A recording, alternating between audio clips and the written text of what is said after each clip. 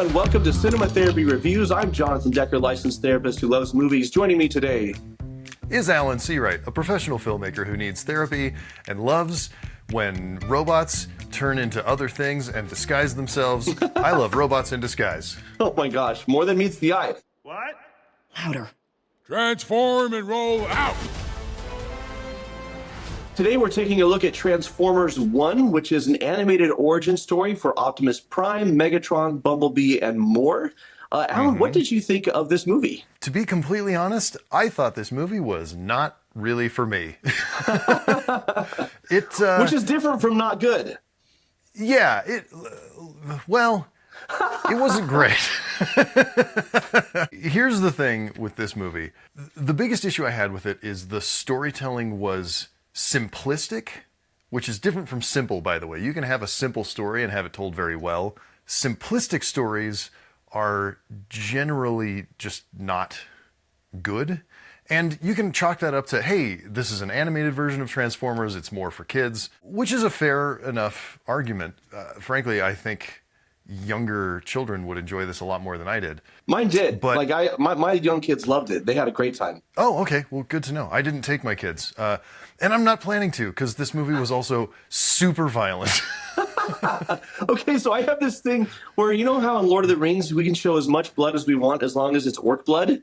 Yeah, because it's black. It's not real blood. It's not red, right? It's not red blood. Yeah. So here we can do as much carnage as we want because it's just robots. So yeah, we can blow a giant gaping hole right through the torso of Optimus Prime. And have him screaming. Doesn't matter. Like, ah! Yep. And that's one thing. Like, it's animated violence against a robot. Like, you know, I let my kids watch the Star Wars prequels. I don't really have a problem with that. The biggest issue for me is the fact that everyone, even our heroes, just defaults to violence to solve their problems. Yeah. Like, there's almost never any like, hey, let's reason and consider and talk. I mean, the biggest thing we get is Optimus Prime telling Megatron, spoilers, by the way, they don't start that way, they end up that way, but that's in the trailer. Yeah. So, I mean, it's the origin story. But Optimus Prime telling Megatron, hey, we shouldn't kill the bad guy. Like, that's the highest bar of nonviolence. After he's spent a bunch of time punching the bad guy, by the way. Yeah, well, there's a bit of Batman there. I think this is you speaking as a father who is more sensitive because of real world violence that's going on in our world right now. Because you true. At 8 years old and me at 8 years old would be I like, would have freaking loved it. I would have lapped it up. In my opinion, it was like a well-done Saturday morning cartoon. This movie's getting really good reviews, really good word of mouth. And in my opinion, I agree. The storytelling was kind of paint by numbers. I could see myself eating about 4 bowls of Cinnamon Toast Crunch while watching this. And I could leave the room and not really miss anything. In fact, the kids did leave the theater several times to refill our drinks and our popcorn, and they didn't really miss anything. I will say, to me, it was elevated by the animation was gorgeous, especially the design of Cybertron and the look of their planet just was. I will give you that. The art direction in this film was fantastic. I thought outside of the action sequences, you've got a movie with a bunch of robots. They should all kind of look samey because they're robots. They did a good job of differentiating them. They did. The movie did suffer a little bit from Michael Bay-itis, not nearly to the extent that your average Michael Bay Transformers movie does, but like once they started fighting, it was kind of a blur of metallic objects sort of smashing into each other, and it got a little like the geography in the action sequences was often confusing. Yeah. And the actual action on the screen, it was often difficult to tell what was going on. And I consider myself a bit of an action aficionado. I don't get confused in action sequences. And there were times where I was like, I don't know what's going on. I'm just going to check out for the next minute and a half. Yeah, I feel that. I felt the same way. Again, my kids loved it because color and lights and punchy, smashy. Ooh, smashy. And I feel like the only Transformers movies that I really enjoyed were the very first one, the very first Michael Bay one before they got super bloated, and Bumblebee.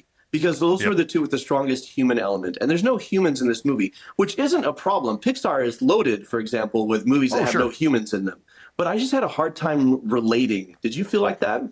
I absolutely felt that way. This movie, by the way, directed by Josh Cooley, who directed Toy Story 4. So clearly a guy who knows how to make a movie about inanimate objects that we care about. It seemed like a problem in the writing. Just the characters were so thin that they didn't really connect with me in an emotional way, even though The movie really wanted the Megatron sort of Optimus Prime split. Like they start as best friends Yeah. and then they split and become enemies. It really wanted me to feel that. And I almost did. I agree. It almost elicited an emotional response. Well, you and I both grew up in the 80s when Transformers were like the real heyday of Oh, Transformers. it was the thing, yeah. But I had other interests. I was never super into the mythology of it. In fact, anytime the Michael Bay movies get lost in the mythology is when I get bored. I will say that this movie is probably the closest a movie's going to get to making me care about the Autobots in their home world. It's the closest I've ever gotten, so that's something. Yeah. And I will say, despite my issues with, the characterizations being a bit thin, I thought the performances were really good and Yes. often very funny. Yes, that was the saving grace for me. I laughed a lot in this movie. Yeah, Brian Tyree Henry early on, before he becomes Megatron, I can't remember his character, D something or other before that. D16. Has a D16. Bunch of funny lines, really great delivery. Keegan-Michael Key was killing me. Keegan-Michael Key is a national treasure, global treasure. Put that man in everything. He's always incredible. And Scarlett Johansson is cast as a Scarlett Johansson type, but, in fairness, it totally works. There's a reason she's Scarlett Johansson. She gets paid millions and millions of dollars to be a Scarlett Johansson type, and there's a reason she's really good at it. So, Alan, who's this movie for? Honestly, this movie's for kids whose parents don't care if they fight a lot. Listen, I have a thing with my kids. Anytime they watch a superhero movie or a movie with fighting, if they start fighting, they're going back to like Teletubbies, and they really don't want that. So they rein it in. I also feel like if you are a Transformers fan, if you are into this world, if this is something that really matters to you, you will love this, because I caught the energy of other people in the theater who were, and they were having a better time than I was. And so in fairness, like, I don't think this is our cup of tea, but for the right people, it's a really good time. I also think if you're looking for some good, wholesome fun, like if you want to go to a movie and laugh, and it's a movie you can take your kids to and have a good laugh, again, laughter covers a multitude of problems for me. Yep. So, yeah, there you go. So, Jonathan, I had a tough time finding any, just because, again, the writing was not super strong. What thematic material were you able to pick up on? What things can people learn and, take into their own life from these robots on Cybertron?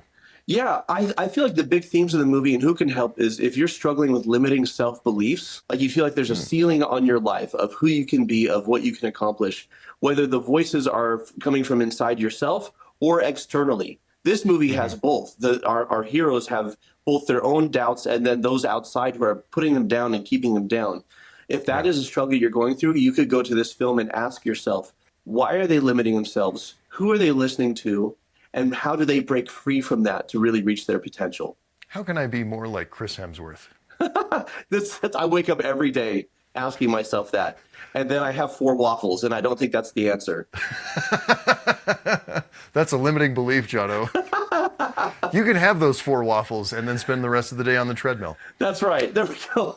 I gotta say, Chris Hemsworth right at the end when he goes into full Optimus voice was pretty good. Pretty good. Well, Hemsworth Pretty is stupidly talented, and I hate him and love him at the same time. Yeah, no one that pretty should be also that funny and talented. It's upsetting. So for those of you who are catching it this weekend, what did you think of Transformers 1? And what questions do you have for us? Because we're going to be going into the comments and responding. What would you like to know about this film?